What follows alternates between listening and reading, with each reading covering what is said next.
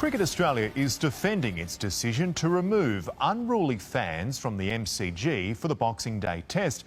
A small number of ticket holders have complained they were evicted for sculling a beer. G'day ladies and gentlemen, I'm filthy, I'm not happy at all, I'm absolutely ropeable. Here's a quick warning, do not click off this video after the word I'm about to say. Do not click off, just hear me out. Are you ready for the word? Cricket. Alright, don't click off, this video isn't just about cricket, it's about what happened at the cricket, alright? And it's un-Australian. This video is about the evil powers that be, the satanic cabal that runs the fucking cricket. They have done something absolutely unhinged. Drunk and disorderly behaviour that's putting others at risk. There's been plenty of it. They have banned skull and beers at the cricket. For shame. Now, if you don't know much about cricket, good. Congratulations. It's shit. Well, it's not shit. Most of it's shit. There are some good bits when people get wickets and shit, people get hit in the face, but most of it is just a long-winded, boring affair. It's basically 11 white dudes from the Australian team standing out in the sun, desperately trying not to die from melanoma/boredom. And I say white dudes because no black dudes are doing it. No black dudes are playing cricket. They look at the white dudes and just go, listen mate, you can throw your red rock at each other for 5 fucking days. I'm gonna stand over here with me giant fucking cock! If you don't give a shit about cricket, I don't blame you. I sit there for about 15 or 20 minutes and I watch the first couple of balls of the test match. That is about it. Back in the day, I used to love watching it when Shane Warne was playing and he was getting a titty pick in between overs. They were the days. But if you're not aware, Australia's playing England in the Ashes series at the moment. In fact, they just won yesterday. And in between all the pandemonium and celebrations, this happened. Cricket Australia is defending its decision to remove unruly fans from the MCG. They were evicted for sculling a beer. While some say it's harmless, the organisation disagrees. The Anzacs, they stormed the beaches of Gallipoli in the early 1900s for this very freedom.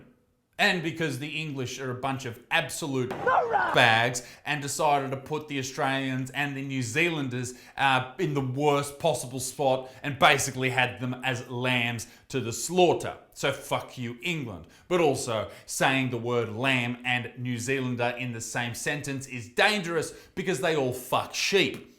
So, now you know. We live in a free country here in Australia, except for the check-ins and the vaccination status and all that type of stuff, and you're not allowed to go to work until you do this, this and this, and you can't go in between each other's state, and it's the new normal. Alright, it's the new normal.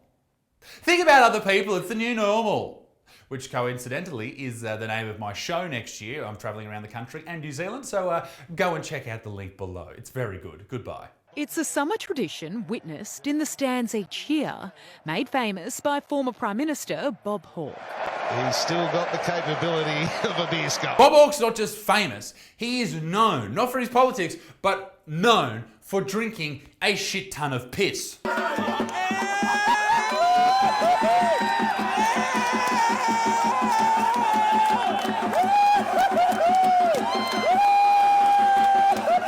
That's a Prime Minister, an Australian legend, a hero, just sinking piss, taking copious amounts of drugs. Yes, alcohol's a drug, let's all remember that. This Prime Minister gave everyone in this fine country the day off. The day off work, the day off school, the day after Australia won some fucking boat race. He also rejoiced in one of Australia's greatest sporting victories, the America's Cup. I tell you what, any boss who sacks anyone for not turning up today is a bum. He's a mad.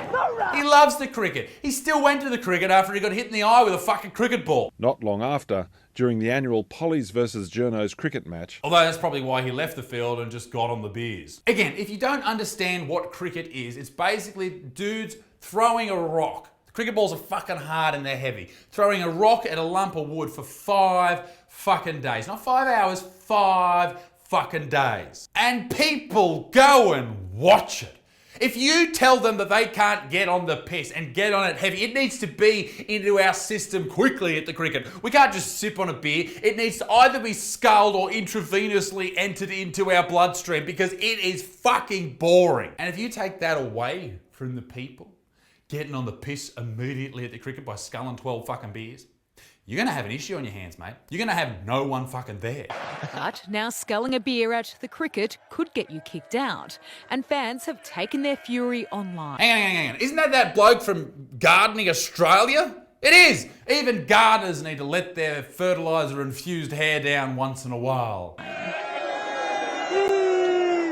MCG security guards at the Boxing Day test have been instructed to reduce drunk and disorderly behaviour that's putting others at risk. There's been plenty of it. Others at risk? This is doing the opposite. It's keeping people awake. Otherwise they'd fall asleep at the cricket, and then when this fucking rock gets hit into the crowd, someone's going to get a concussion, and then they're going to have CTE, and then he's going to probably turn into some evil supervillain and try and take over the world and lock up all the redheads and put them to death. That's dangerous. What's more dangerous, sculling beers or a genocide against redheads? Either way, sounds like a great time.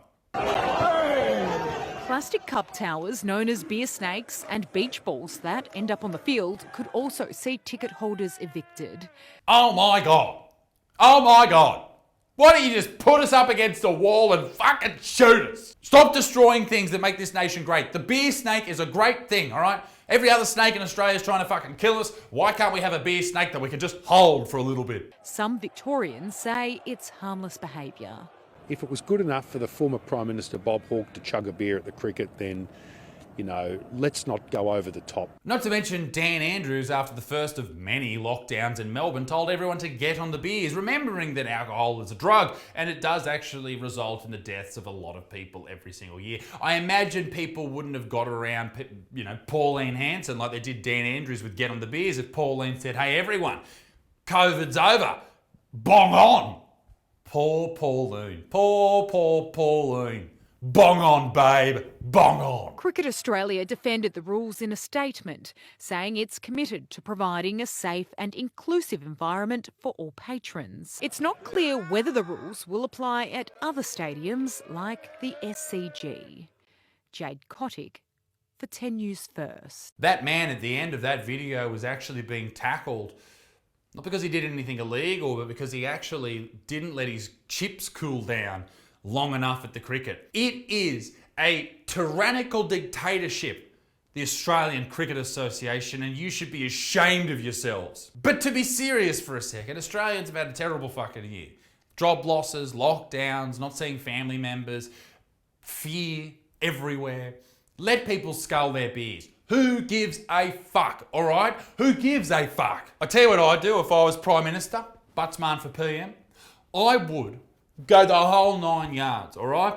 Under everyone's seat at the cricket, there'd be a little baggie of Coke. There'd be a safe injecting room to shoot up a bit of H. Everyone would get a Pauline Hanson themed bong just to smash at the tea break. We need to let people who are adults make decisions for themselves. And if they want to scull a beer, let them scull a beer. Fuck you to the moon, Cricket Australia. Suck a big fat cock. And for Christ's sake, can we get Shane Warne back on the team? Because I bet there's chicks all over Melbourne that wouldn't mind Warney's middle stump right up their wicket. What the fuck does that? Ladies and gentlemen, be a good motherfucking peace in the Middle East. Be extinct to the war. Bye-bye.